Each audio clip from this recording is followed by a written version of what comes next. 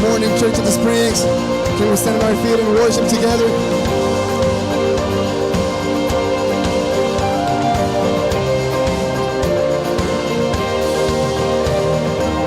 Oceans of kindness, wave after wave, mercy arriving again and again. Your love refine us, you're never far away. Battles behind us, battles ahead. God, you are for us, so what stands against? We have this promise, you're never far away. Can you sing it out?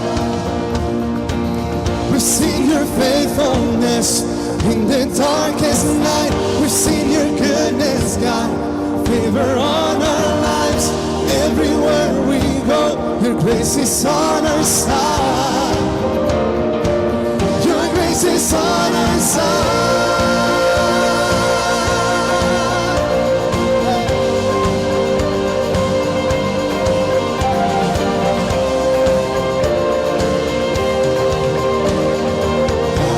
Behind us, battles ahead. God, you are for us, so what stands against? We have this promise, you're never far away. We've seen your faithfulness in the darkest night. We've seen your goodness, God, over all our lives. Everywhere we go, your grace is on our side. Your grace is on our side.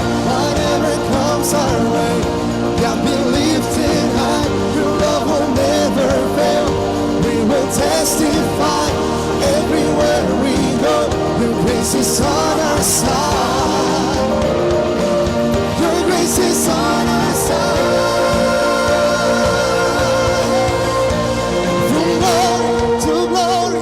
Jesus' name, from morning to dancing, in Jesus' name, from battle to blessings, we go in Jesus' name.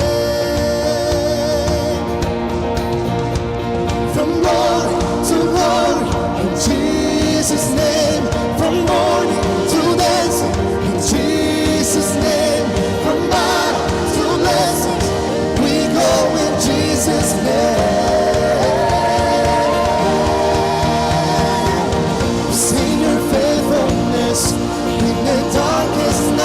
See your goodness, God, favor on our lives. Everywhere we go, your grace is on our side. Your grace is on our side. Whatever comes our way, God, be lifted high. Your love will never fail. We will testify. Everywhere we go, your grace is on our side. Is on our side.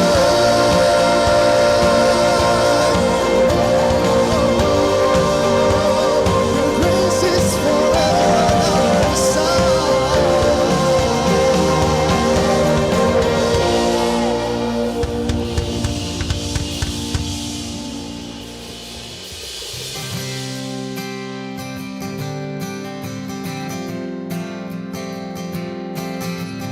Come on, let's continue to worship. Sing it out, When Darkness. When darkness tries to roll over my bones, and sorrow comes to steal the joy I own. When brokenness and pain is all I know, I won't be shaken. No, I won't be shaken. 'Cause my fear doesn't stand a chance when I'm standing all of my fear. Doesn't stand a chance when I'm standing all of my fear. It doesn't stand a chance when I'm standing all of.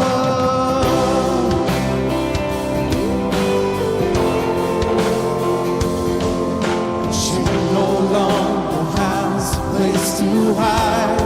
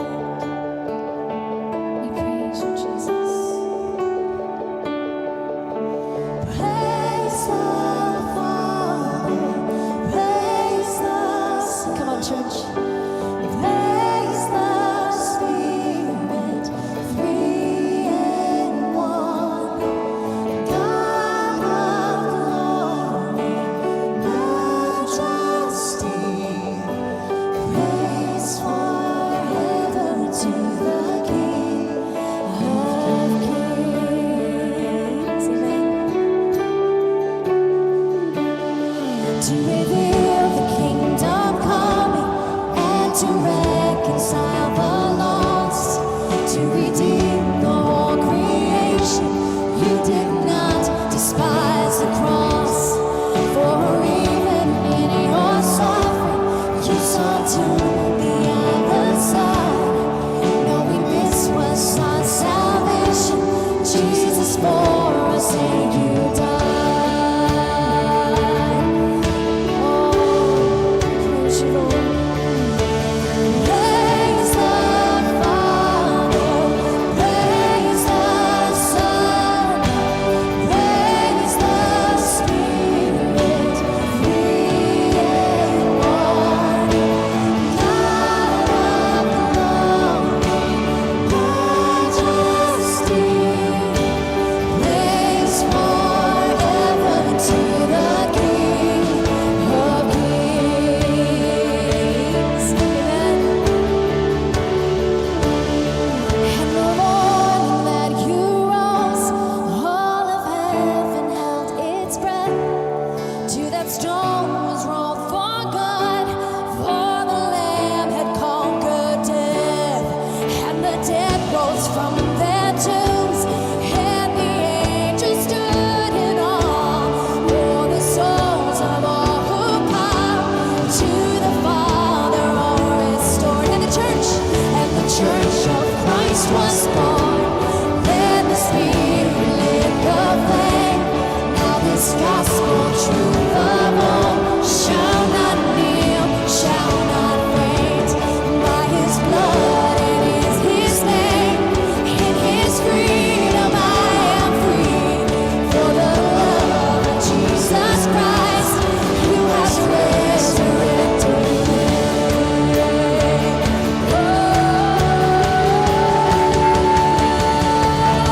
Praise the Father, praise the Son, praise the Spirit. You're the God of glory, you're the God of glory, majesty, praise forever to the King. Sing it out. Praise the Father, praise the Son, praise the Spirit, three in one. You're the God of glory, majesty, praise forever to the King of Kings. Sing praise forever to the King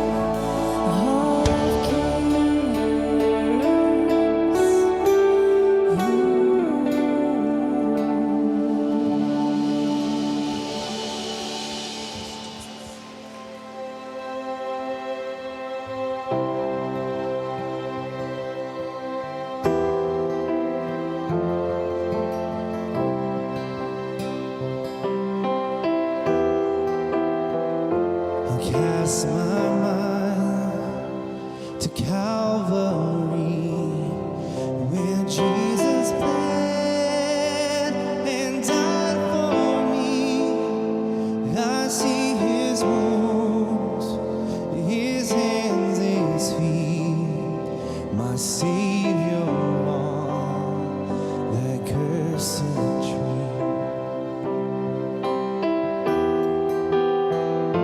His body bound and drenched in tears, they laid Him down in Joseph's tomb, the entrance sealed by heavy stone. Messiah still and all alone. Come on, sing it with me, oh praise. Oh, praise the name of the Lord God. Oh, praise His name forevermore. For endless days we will sing your praise, oh Lord.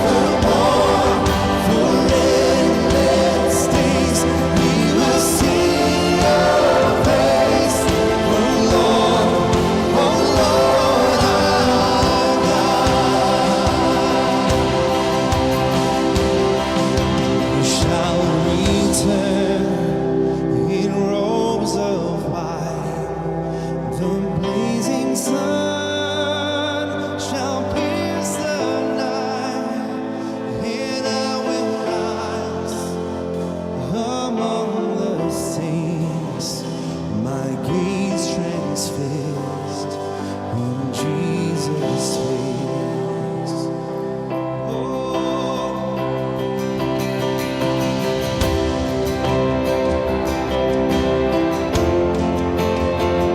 Jesus' face. We praise your name, Jesus.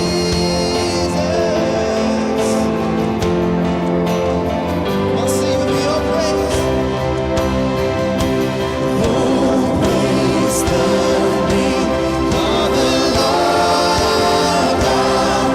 Oh, praise His name forevermore. For endless days we will sing your praise. Oh Lord, our God. Oh, praise the name of the Lord God. Oh, praise His name forevermore. For endless days we will sing your praise. Oh Lord, our God. Oh Lord,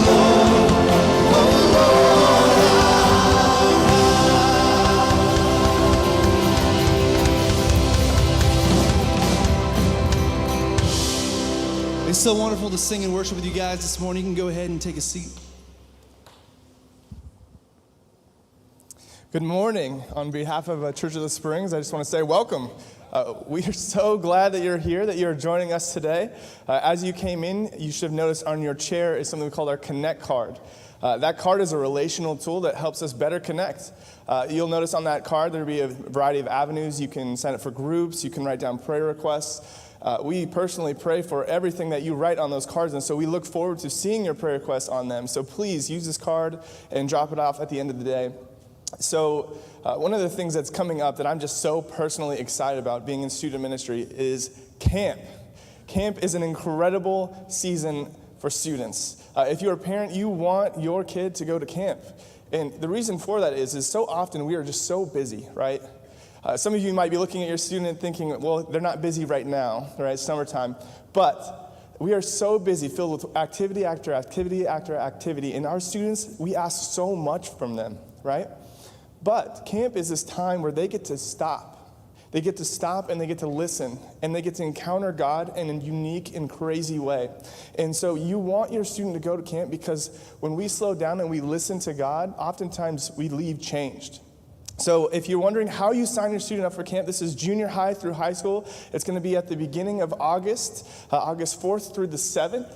You can sign your student up online at thesprings.net/camps. Or you can come find me out in the lobby. I would love to meet you. We can help you get registered right here and now.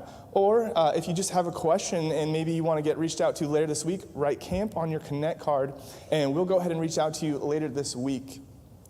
So we're going to be hearing from another one of our church planting partners, Chris, and he's in Boston at Encounter Church, and I listened to his message, and I'm just so excited for the wisdom that he's going to share with us through Proverbs. So whenever he comes out on stage, would you please give him a warm Springs welcome, and check out your screens.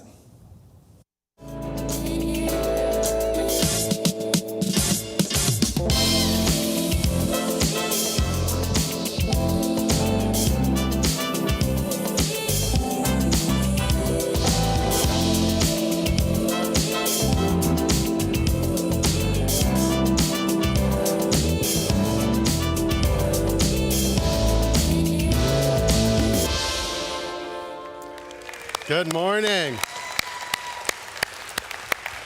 Man, it is so good to be here. My name is Chris Causey. I am such a big fan of this church. I love you, your pastor. You have invested so much in us as a church, but you've really helped to shape and mold me as a man. And I'm excited to be able to be on this stage. Pastor Ron is a hero of mine, and so we're humbled as a family to be a part of this morning. So Like he said earlier, my name is Chris, but you should probably actually know the better halves of the Causey family. This is my wife, Jenny. We have 2 kids, Ella and Henry. Ella is a 10-year-old. Henry is 2, and he's crazy. On the way down, a really large man walked by my wife and Henry, and he looked at my wife and said, "Why is that man so large?" And then on the airplane, somebody was like, "Hey, little boy, what's your name?" And he's like, "Henry." And he was like, "I'm sorry, what's your name?" "Henry." And then he was like, "My name is Henry." So that's my family, and those are my kids, and you can pray for me frequently, regularly, because we need it, especially with the 2-year-old. And but speaking of kids, you have a kid. You may not know this. There's not papers. Don't worry. Okay, it's you have, as a church, you have planted us. See, I have the privilege of being the pastor of Encounter Church, which is a church plant in the greater Boston area. And even in the midst of the pandemic, we've been blown away by what God has been doing and how he's using, how you invested in us to invest in our community. We had about 8,000 people who registered for our community event a few months ago, which was extraordinary in the context of where we live. We have people who've never been to church who are walking through the doors every single Sunday. And this year so far, we've baptized close to 12 people who are now following Christ. So lives are being changed because of you and your generosity and the difference that this church is making in my community. That's why I love you. That's why I'm so grateful to be here. That's why when we were processing through, like, what do I give them for this summer at the Springs kind of series, I realized, I want to give them something helpful, something practical that can actually transform how they experience this summer. And so part of it is something I learned very early in to my marriage. We've been married almost 17 years, and the first kind of trip my wife and I ever took was about 2 months after we got married, and I was all feeling like adulting. I booked a flight for us. We'd never flown on a flight before. I'd booked a hotel room. We'd never stayed in a hotel room together. Like, I was so proud of all the adulting things I was doing. So we travel to the upstate of New York. We're there for the weekend for the wedding. All our friends have driven in. Some drove in from where we lived, which is about 20 hours away. And it was this amazing romantic time, because if you've ever been to a wedding with, the person, you keep looking at them, you're like, yeah, And so it was this great weekend. And then we go to leave, and we begin to fly back, and we land in Philly because we have a connection. And while we're in Philadelphia, we're there, and in the midst of kind of the loading up for the plane, we start to push off from the thing, and the captain comes on and says, "Sorry, ladies and gentlemen, we're having a little bit of technical difficulties. We've got some paperwork problems. It'll just be a few minutes." So we sit. And then the captain says, "Does anyone on the plane happen to be an airplane technician or know how to repair airplanes?" And then a guy stands up, and which kind of makes me a little nervous, because I know how dudes are. We think we can fix anything. And so this guy stands up, and he just walks to the front of the plane, and they let him in the cockpit. And we're sitting on the tarmac. It's so hot. It's the middle of the summer in Philadelphia. We're in a metal tube, and it's starting to hot box in there with all these people, because undoubtedly the way you fix an airplane is the same way you fix your internet at home. You just unplug it and replug it, because that's what that guy does multiple times, just sitting on the tarmac for hours. Then we get pulled up, the gate's not working, we finally get off the airplane, and we have 8 hours of a delay. So we finally take off 8 hours later, late into the night, and we land where we lived at the time, and it's past midnight, and we're both exhausted, and my romantic adulting is kind of starting to tank a little bit. And we're sitting there standing in this tiny little airport with the little luggage turnstile. And while we're doing that, I happen to notice the Heisman Trophy comes by. Like, no joke, the actual Heisman Trophy comes right by. And I'm like, "Jenny, that is the Heisman Trophy." And I'm like getting more and more obsessed with the Heisman Trophy, because I'm watching people leave, and now it's the Heisman Trophy and us. And I'm like, "Jenny, I don't think anyone's going to take the Heisman Trophy. Clearly the person who owns the Heisman Trophy is not here. Somebody could take it." And I'm like, "We should take it so no one takes it."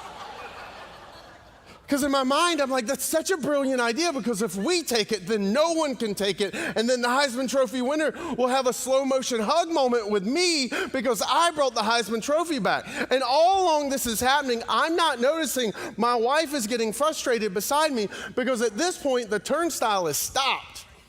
And there is no more luggage outside the Heisman Trophy. She's like, Chris, enough with the Heisman Trophy. Where's our luggage? And I'm like, oh, there's a Heisman Trophy, Jenny. She's like, where's our luggage? I'm like, oh, man, I guess they lost it. In the midst of the 8 hours, they had to find it. And so she's like, look, let's just go home. I'm tired. You're tired. I'm like, so, and I had this moment that all husbands have where it's like a really honest moment. I was like, you know how when we got married, like all your keys became my keys? And, at work, they keep giving me keys, and you know how I hate keys, especially when they're in my pocket and traveling all day, and how pokey they get. So I decided I don't need these keys today until we get home, so I put our keys in the bag. You mean the bag that's not here? Yes, that bag. So 2 months into our marriage, she's having to call her father, who lives 45 minutes away from the airport, because he had been helping us with our apartment, so he had a key. So he wakes up in the middle of the night, has to drive 45 minutes to pick us up at the airport, and I'm sure he and my wife were thinking the exact same thing, like, what have I gotten myself into with this guy? And I kind of had a little bit of a deja vu traveling down here, because the airports were insane. It was crazy. I've waited in lines for things at airports I never had to wait in line for before. We were watching flights get delayed, and it was causing this like inner tension and trauma in our family, because we were like, oh my goodness, what are we gonna do if we get stranded? And we've got 2 crazy kids, and one of them is literally just hand release from committing some type of federal offense at any point in time inside of an airport. And so what do we do? And I realized in the midst of all that, this kind of set it up nice, because I don't think summer's just going to be crazy for us traveling. I think summer's just going to be crazy for all of us. Right? This is what airports can look like. And none of us enjoy sitting in traffic. But yet this summer, I think that's kind of a glimpse of what we're going to have to deal with. And it's not just around travel, it's in other areas too, where there's going to be the pressure and the stress and the kind of the weight. And what I wanted to give you this morning was a really practical gift, the gift of patience. Because it's something that I think you and I are going to need a lot this summer. But not just in travel, I think in life and in relationships too. And so, patience is one of those tricky things though, right? Like, we all know we need more of it. We're not sure how to get it. So what do we do with it? And fortunately for us, almost 3,000 years ago, one of the wisest men who had ever lived stopped and paused around this question about patience. And he wrote for us a very pithy but powerful statement about patience. He wrote it this way. He said, better a patient man than a warrior, a man who controls his temper than one who takes a city. This is written by Solomon, who originally writes a lot of Proverbs as a parenting manual. In fact, in our household, this is one of the things that we do is every single night we'll read a proverb with our daughter, and we'll kind of process through it, because the beauty and the power of Proverbs was Solomon actually wrote it in such a way that the more you turned it over in your head, the more you processed through it, and the more you found there was inside of it. It was pithy and it was portable, and sometimes that hid how powerful and practical it could actually be. In fact, when this statement was first said to Solomon's children, and then later written down and repeated for people in that context, it would have been pretty surprising. In fact, to give you a little bit of a picture of how surprising it would have been, I came across a Twitter thread a couple of weeks ago. You see, in Pittsburgh, Meg, who is the lady centered here, Meg goes to a Pittsburgh park to play a pickup game of pickleball. Say that 5 times really fast, right? So she shows up and she notices these 3 guys. Two of them are playing a singles match, and one is sitting off by the side. And so Meg approaches them and says, hey, do you guys want to play doubles? And so they begin to play. After, she texts her family in the family thread, because this is all on Twitter. So I rolled up to North Park tonight to jump into a pickleball game. Started playing with these guys, had no idea who they were. Last game, the guy in the green shirt and I whooped the other two. Then everyone else there wanted to take our photo. Now, I think the reason when I first read this, I loved it, is because if you know a little bit about our family, this is exactly some thread I picture in my head for my wife sending to like our adult kids one day. Okay? Because in our household, like our probably biggest marriage tension is over whether or not you should let the kids win. Like, I don't care.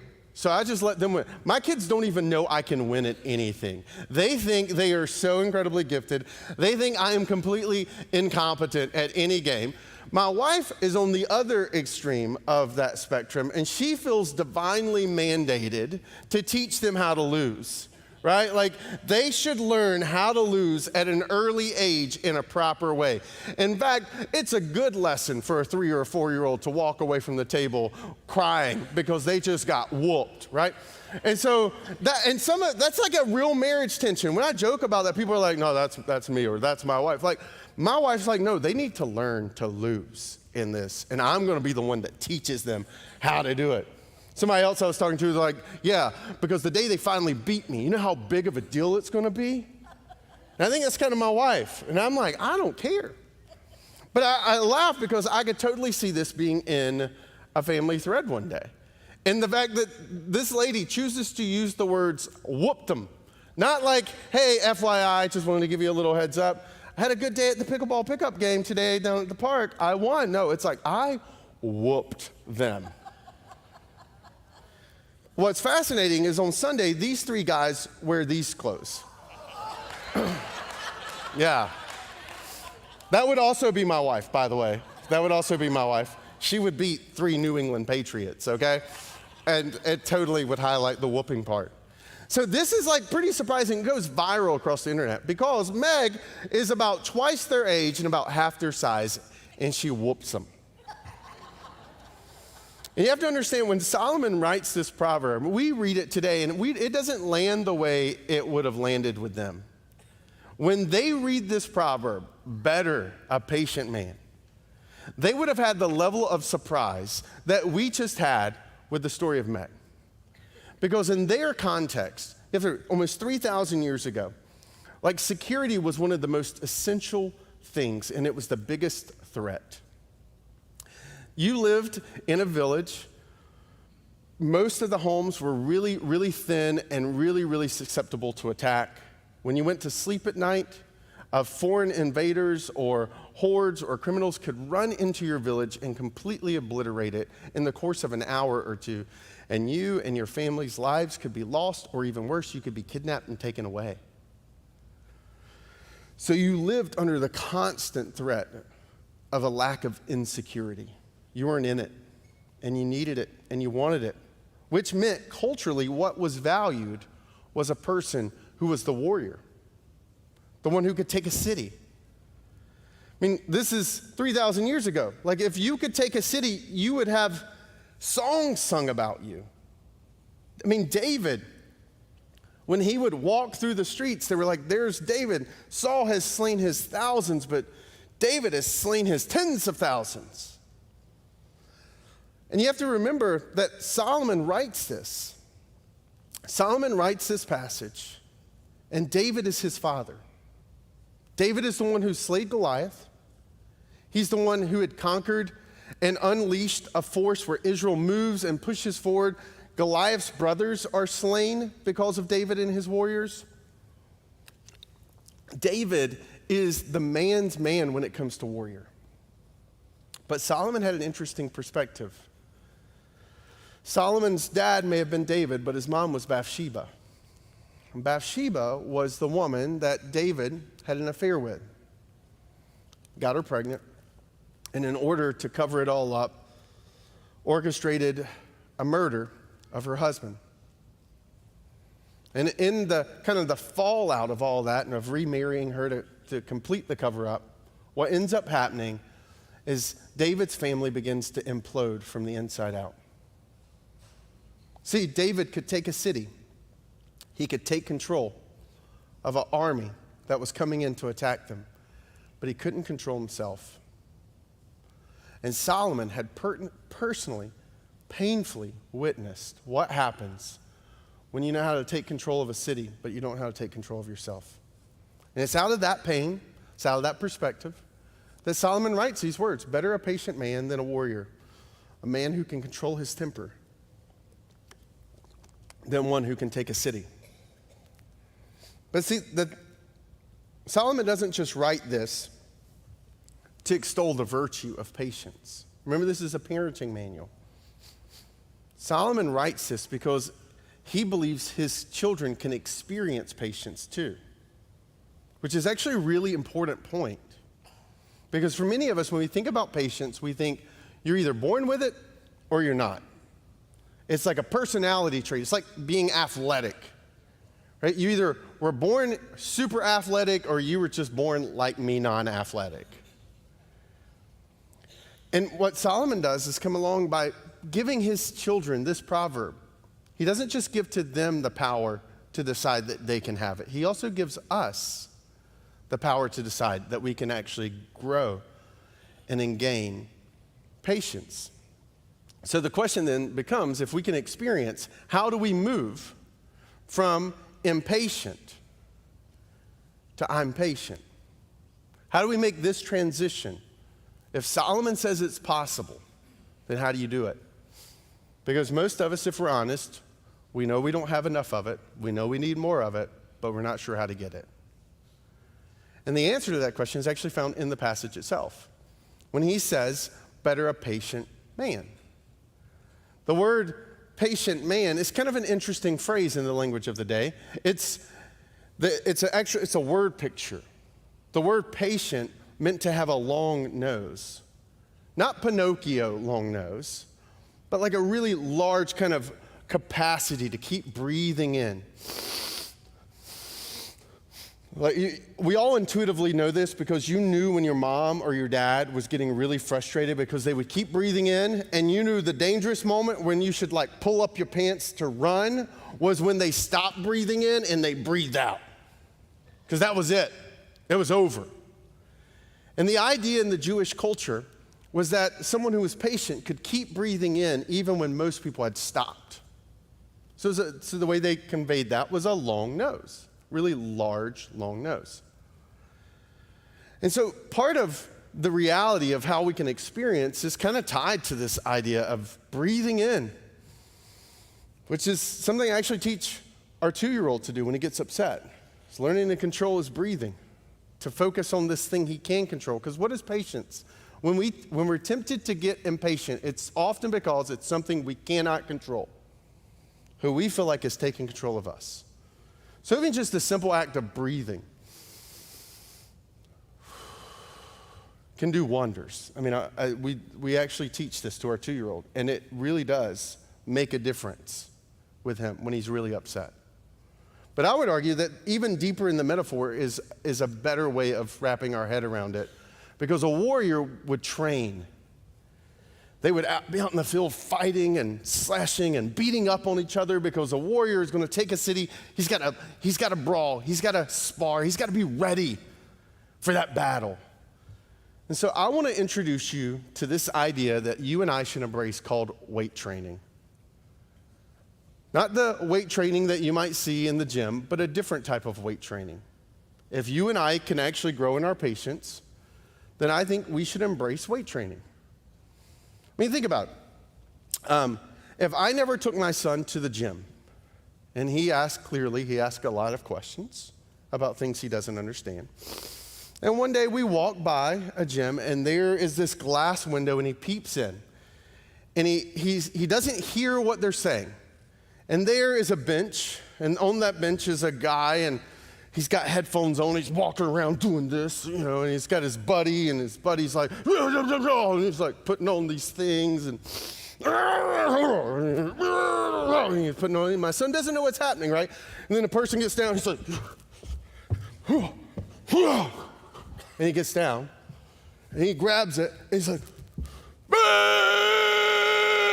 and his buddy's like, and he's like, brings it down, he does it again, and then he brings it down, and he does it, and this time he stops here, and his buddy's like, and he's like, and he puts it down, and he's like, and they're like, yeah. My son would be like, Dad, what is happening in there? That looks painful. Is that guy over him is he like his boss or something, or is his master? He's like, no, son, they want to be there. They're weight training. Well, that's crazy. Yes, son, yes, it is, right? I mean, but like, think about what we're willing to do. People who on Saturday mornings give up Saturday morning to go run 15 miles. To go somewhere? No. To just run back. And they've made a lot of money in shoes to just run nowhere to run back. And when you see them on the side, I've never ridden by someone like running on the side of the road, and I'm like, that person looks happy. Man, that person looks like they are winning at life. They're like sweating. And they're like squirting water all over their face. And I talk to friends who do marathons and do triathlons, and I'm like, what do you have to do if you got to use the bathroom? Man, you just go. And I'm like, that's gross. He's like, not if you want to win. I'm like, what is wrong with you? But we do that, and we pay money, and we travel to do those things. Why? Because we want to get better at it. We want to get stronger. We want to get faster. And Solomon's invitation is, look, the same way a warrior would get stronger to take a city, you can get stronger in your capacity for patience too. And weight training, seriously, I am like very impatient personality-wise. So, I mean, like, look, I'm winded just reenacting these people. That's how crazy it is. So like, how do you do it? So my personality is very impatient. Like, I will sit across in conversations with people with like projects and deals and whatever we're working on, and they're like, oh, when do you want this done? And I'm like, yesterday. And they're like, ha, ha, ha, and I stare at them. Because I wasn't joking. Because I'm so impatient, I wanted it done yesterday.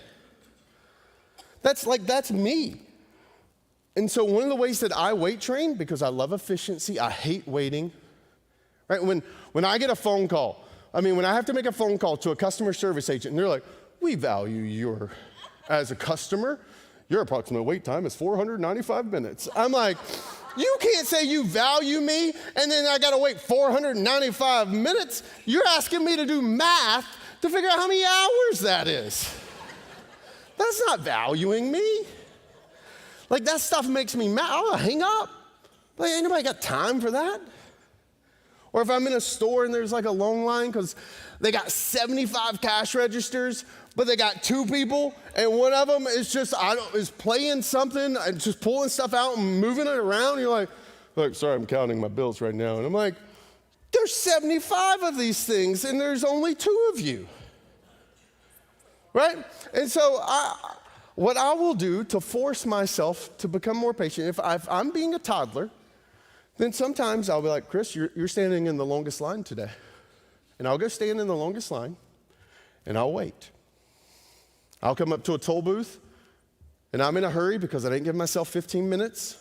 I didn't leave on time because I live in this warped view where somehow, even though it says it's an hour's drive, I believe I can do it in 37 minutes. So I'm sitting because I've got to own it when I get there and be like, I'm sorry, I got in a really long toll line, but I'll pull up into a toll line and I'll just wait. And part of it's weight training. If people are willing to do all that craziness so that their body can get stronger, surely I can do something that looks a little crazy to people too, to grow that inner capacity for patience. And James actually gave us some really helpful advice. He said, be quick to listen, slow to speak, and slow to become angry. That's a really helpful weight training tip there. because that's the exact opposite of what we tend to do, right? And this weight training idea, I don't know what it is that you struggle with your patience, but what I do know is that you know. Most of your impatient moments, those things that tempt you to get very frustrated and impatient, are completely predictable. And you can have a plan for it. So if it's getting stuck in traffic the next time and you're like, man, it's 15 minutes longer than I anticipated. Weight training means you look at it and say, well, you know what? I got 15 minutes extra today. I haven't called my mom in a while. I've got that friend who is working through that divorce. I've got that buddy trying to make that decision. Or I've got an adult kid who's transitioning jobs. I'm going to call him. Instead of lamenting about what I cannot do, I'm going to embrace and actually do something with it. That's what weight training does, is it changes how you see the perspective. What you would have thought was something that was crushing and heavy, you use just to warm up and work out with. That's weight training. And here's why I think patience is so important, is that even nature understands the importance of patience. Right? I think one of the most patient fathers in the natural world is probably the emperor penguin. So this is the male emperor penguin, and when the female penguin lays an egg, it's about 5 inches long, about 3 inches wide, and they will do this delicate dance, and he will catch it on his feet. And then he will throw his belly flap over it, which reminds me that, you know, like when my kids are like, Dad, you're overweight, I'm like, this is here for your protection, all right? And I tell them the story of the emperor penguin, and it helps them understand how I love them and what sacrifices I make for them. Because what this father emperor penguin is going to do is going to roll the belly flap over the egg, because the egg is laid at the end of autumn. And in a couple weeks, the brutality of winter is going to hit. And in the course of Antarctic winters, the temperature is going to drop to negative 40 degrees.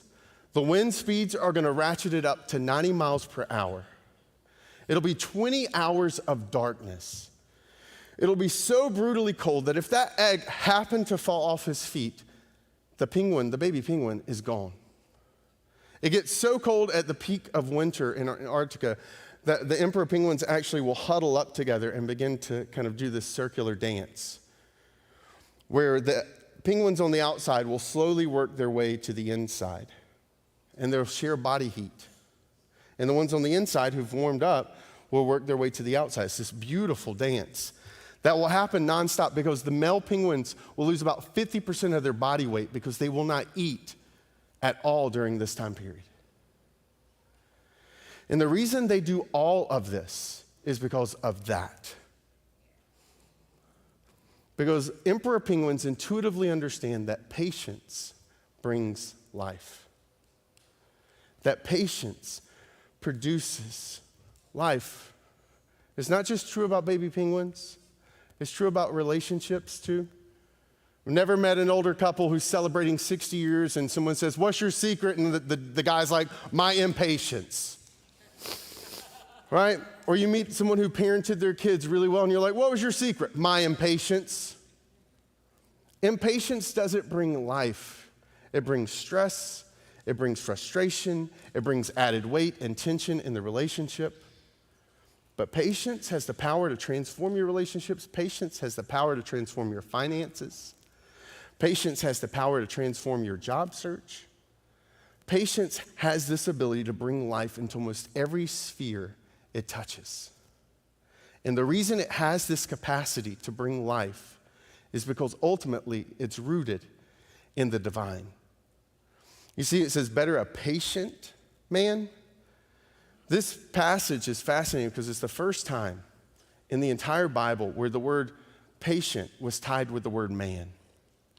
Up until this point, patient had always only been used to describe God. He was the one with the really long nose. He was the one who would do the waiting and the suffering and the breathing in the midst of Israel's rebellion, in the midst of their pushback, in the midst of our frustrating him. He would keep breathing in. And for us, we understand how truly divine it is because on this side of the cross, we really get a glimpse of what it was like for God's patience to be fully demonstrated. He waited through all of that human period of suffering while he's rolling out his plan of redemption. And then how does he bring about his plan? Not microwave insta-fast, a baby born in a manger, who for 30 years will grow up with us and step into ministry. And then for 3 years will teach and proclaim for the final week of his life to set up what patience and passion looks like when he suffers on the cross for hours. And why does he do that? For you and for me. See, patience is the answer to a lot of the questions you're asking. How do I get my relationship with my spouse stronger? Patience. How do I improve the relationship with my kids? Patience. But it also answers the deeper questions. Does God care about me? In the midst of all that I've done, in the midst of how far I've run, with everything I've done against him, and it's his patience. He's been waiting on you. He's been watching and breathing in deeply for you. And he did it through the cross so that you and I could be brought back to him. His patience is the answer to some of the deepest questions you're wrestling with. Like, well, if there is a God, then how can I blank, blank, blank? Or I've got doubts about God. Or I've got questions about God. And God's patience, he's there. He's big enough to breathe deep enough for you to work through the questions you have. And you're at a phenomenal church to wrestle with the questions of faith, to lean into whether or not Christianity is the way, and to actually discover that there's grace and forgiveness and love and mercy for you no matter what you've done. And so maybe your response to the message today in patience is to embrace weight training in your relationship with your spouse or with your kids. Maybe it's to embrace weight training to transform your commute, or to pack patience in the midst of the summer vacations this summer. But for some of you, patience may be the thing that actually causes you to respond today and say, Jesus, you've been so patient with me. I'm turning back to you. Or I'm coming home to you because of what you've done for me. Because patience brings life. It's a gift from heaven to earth, and it's something that you and I know we need more of. And because of Solomon and because of the Spirit of God, you and I can actually grow in it. Let's pray. Father, thank you for the gift of patience. Thank you for Solomon and his wisdom and his words. Thank you for the fact that patience is something that we can actually grow into and have more of in our lives. So help us to embrace weight training in our lives this summer, in our relationships, in our finances. God, help us for those who need to step across the line to you to make the day that they realize and recognize how deep and wide your love and your patience have been for them, and that there is nothing in between you and them because of what Jesus did on the cross. So thank you for all the decisions, for all the choices that we make today to be people who reflect and embody patience. In Jesus' name, amen. Thank you. Let's give it up for Chris.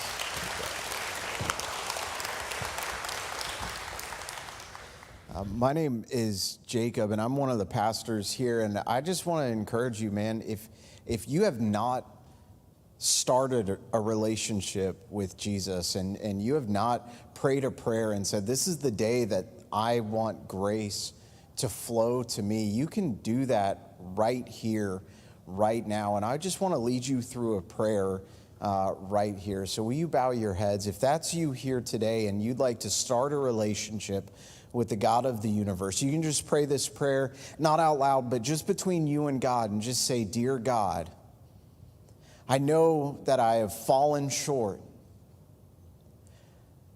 but I ask that you forgive my sins. I accept the gift of your death on a cross to give me life. come into my heart, change my eternity and my life forever. In Jesus' name, amen.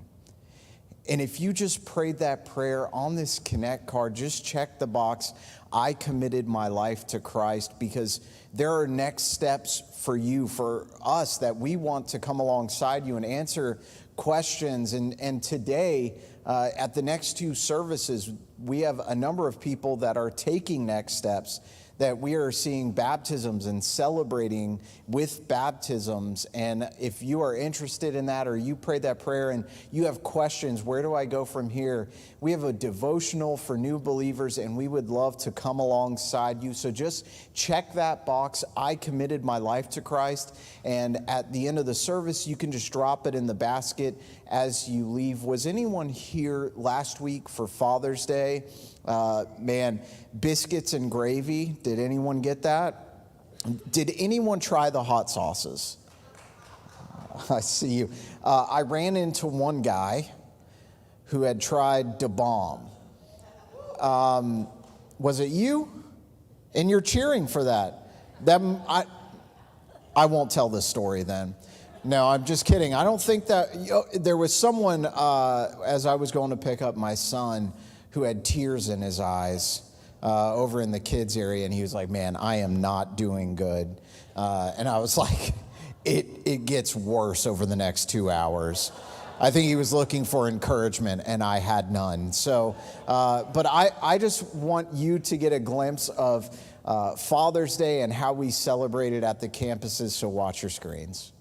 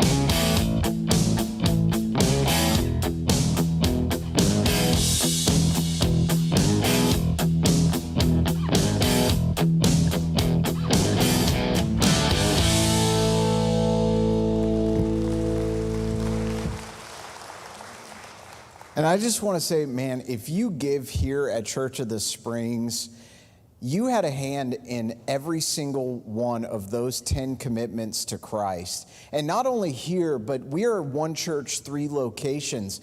Our Villages campus last Father's Day had 318 people. At Father's Day this year, they had 520 people. They saw 5 commitments to Christ, and if you give here at Church of the Springs, you have a hand in that impact in changing eternities. And you can give online at thesprings.net. You can also text to give, or how my wife and I give, and that is online. But I just want to say thank you if you give here. And man, it was so much fun last week celebrating Father's Day. And I just want to say thanks for being here today. Please bring a friend and join us next week as we continue our series, Summer at the Springs. Before we go, I just want to say these videos that happen every week where we get to see, we have someone who is just incredible at making these videos happen, and that is Randy Spear. Will you just give it up to Randy? I don't know if he's in here. I know so many times it's like you guys must have Disney videographers, like a whole team. No, it's one guy. It's Randy. So if you see him, say thank you. All right, that's my only plug. We'll see you guys next week. Have a great one.